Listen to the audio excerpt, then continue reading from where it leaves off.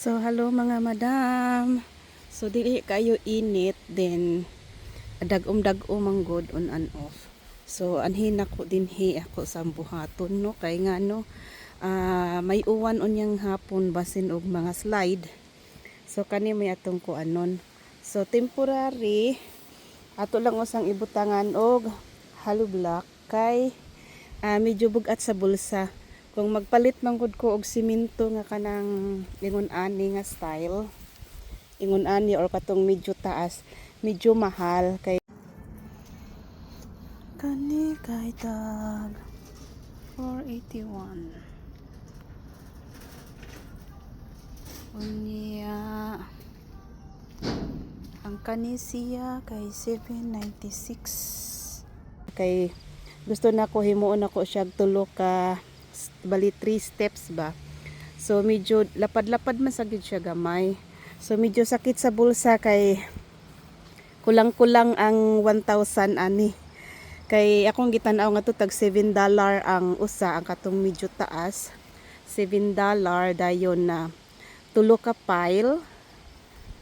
Mga tulo ka pile siguro tapos gikan didto hangtod diha sa kanang may simento. So medyo daghan jud tag kinahanglanan, no, kay dili kayo tiingon nga taas jud. So medyo bugat sa bulsa, so ato lang usang atangan temporary sa mga hollow blocks para dili maanod sa tubig ang yuta. So yan, mao sa ni atong buhaton karon mga madam. So ingon ani lang una. So naon ta koy daghang balde. Pero walay buslot sa ilawom. Saktong to kayo ang balde kay taas. So kanilang usa ang atong temporary. Kadili pa nato ma-afford ang kamahal sa palitunon. Then kusog ayong hangin, no, on and off. So gibutangan ako og mga buwak sa atubangan para nindot sa tanaw. Dayon akong gibutangan ani.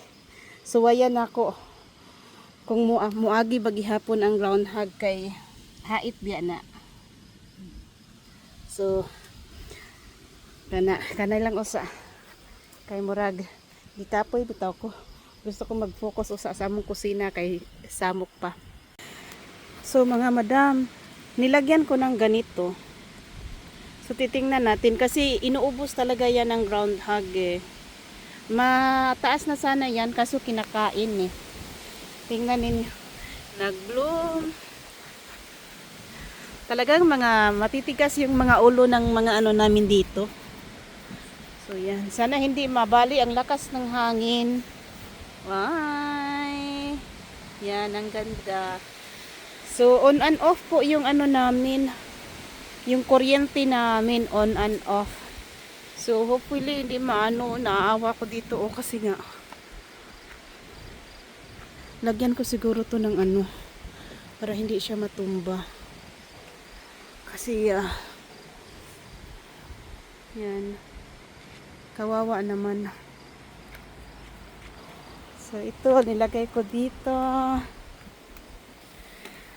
Dito ano na lang, bibili pa ako ng umbrella. So nilagay ko muna dito. Yan. Gusto kong bumili ng ano, yung stand ba, na flower stand. Kasi para maganda naman tingnan. So ayan. So ito gustong gusto ko din kasi napakaganda ng kulay. Very red. At saka ano, tingnan ninyo. Ganda ng kulay. So yan, sa loob muna tayo ng bahay. Yan, oh, ang ganda. Ang ganda ng puti. Yan. Kaso lang matatakpan sila ng ano. Kailangan pa nating ilinis, kunin natin yung mga dry, mga ganito. So yan lang muna mga madam, no. Kasi ang lakas ng hangin, yung kuryente namin on and off. Yan. Yan.